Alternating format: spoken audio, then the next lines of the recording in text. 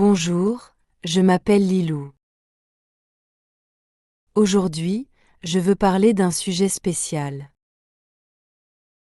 Je vais t'expliquer comment j'attire les gens naturellement.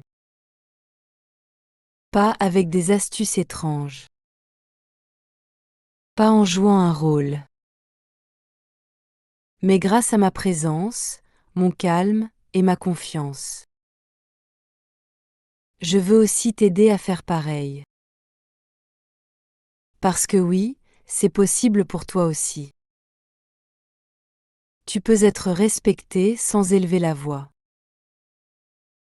Tu peux briller sans forcer.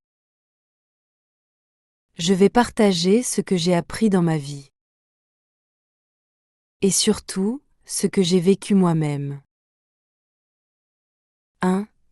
Ce qu'on pense souvent sur la confiance. Beaucoup de gens pensent que la confiance est innée. Ils disent « Elle est née comme ça, Lilou ». Mais ce n'est pas vrai. Je n'étais pas toujours comme ça. Avant, je doutais beaucoup de moi. Je pensais qu'il fallait être bavarde pour exister. Mais non. La vraie confiance est souvent silencieuse. Elle n'a pas besoin de se montrer. Les personnes vraiment confiantes écoutent plus qu'elles ne parlent. Elles n'ont rien à prouver. Elles observent. Elles analysent. Elles laissent aussi de la place aux autres. C'est ce que j'ai appris avec le temps. 2. L'aura tranquille. Un jour, à une soirée, je suis restée calme. Je n'ai pas parlé fort. Je n'ai pas cherché à attirer l'attention. Mais les gens sont venus me parler. Ils m'ont dit que je dégageais une énergie apaisante. Je ne savais même pas que je faisais quelque chose de spécial. C'était juste moi, posée, présente. Mon calme les a attirés. Et ce n'est pas la seule fois. Souvent, je ne dis pas grand-chose. Mais on me respecte. Certains trouvent même cela intimidant. Parce que dans notre monde bruyant, le calme est rare. Et parfois, ceux qui crient le plus sont les plus perdus. 3. Comment j'ai construit cette confiance? Je ne suis pas née magnétique. J'ai appris à le devenir. Je me suis demandé comment agirait une Lilou confiante. Et j'ai commencé à jouer ce rôle. Pas pour tricher, mais pour apprendre à le devenir. J'ai changé ma posture. Je me suis redressée. J'ai regardé les gens dans les yeux. J'ai arrêté de m'excuser d'exister. Au début, ce n'était pas naturel. Mais plus je faisais semblant, plus c'est devenu vrai. L'extérieur a changé mon intérieur.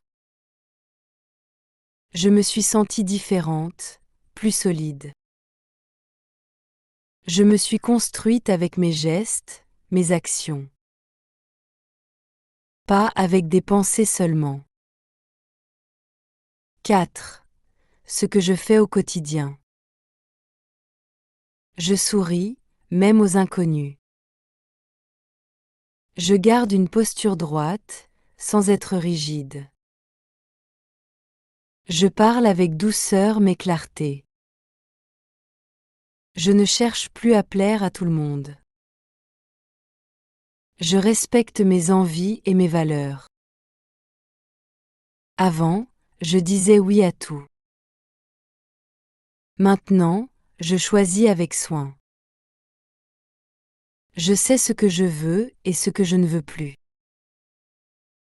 Et surtout, je me respecte. 5. Respecter son énergie, c'est essentiel. Il y a quelques années, j'avais une amie, Mariam.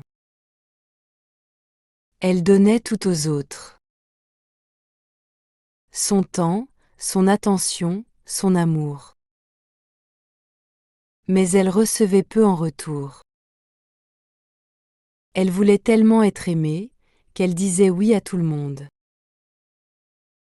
Elle était toujours fatiguée. J'ai vu son énergie diminuer. Un jour, elle a dit arrêter. Elle a commencé à dire non. À mettre des limites. Et sa vie a changé. Elle s'est sentie plus forte, plus libre.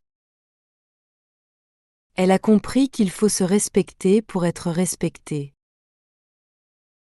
Moi aussi, j'ai appris ça. 6. Apprendre à dire non. Je me souviens d'un moment précis. On m'avait invité à une sortie en bateau. Mais ce jour-là, j'étais fatiguée. J'avais besoin de calme. J'ai hésité. Puis j'ai dit non. Sans me justifier, sans mentir. Et tu sais quoi? C'était libérateur. Je ne me suis pas sentie coupable. J'ai écouté mon corps, mes besoins. Et ça, c'est un acte de respect envers soi. 7. La peur du rejet. Avant, j'avais peur de décevoir. Je disais oui pour ne pas déranger. Mais en disant oui aux autres, je disais non à moi. Et petit à petit, je me perdais. J'ai compris que le vrai courage, c'est de poser ses limites. Même si ça déplaît. Même si on te juge. Quand tu te fais confiance, les autres le sentent. Et ils respectent ça. Dire non, c'est une preuve de force. Pas de faiblesse. 8. Se promettre des choses et les tenir.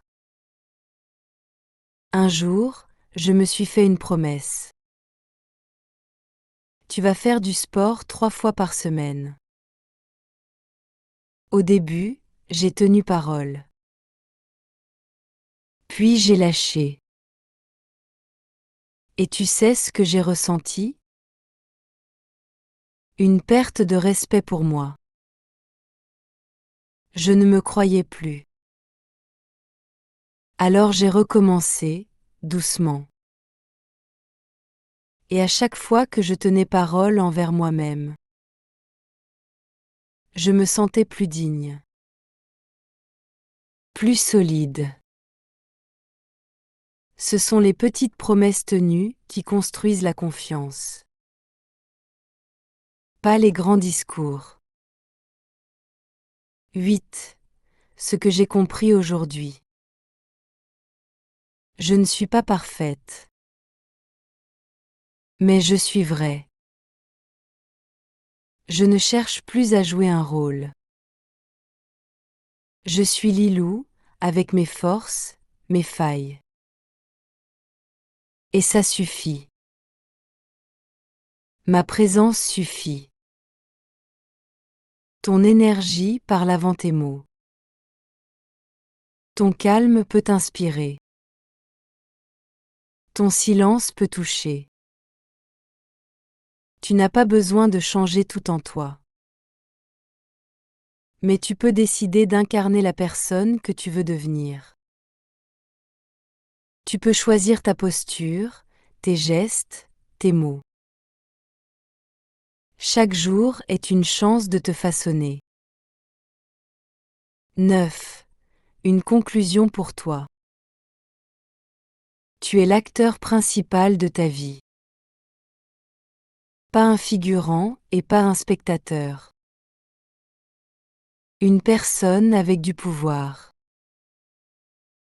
Avec de la lumière. Tu peux te transformer en œuvre d'art. Pas pour être admiré, mais pour être aligné. Avec toi-même. Avec ce que tu veux vraiment vivre. Moi, je continue ce chemin. Et je t'invite à me rejoindre. Pas pour copier, mais pour créer ta propre aura. Avec confiance. Avec respect. Et avec amour pour toi. Merci d'avoir regardé jusqu'à la fin.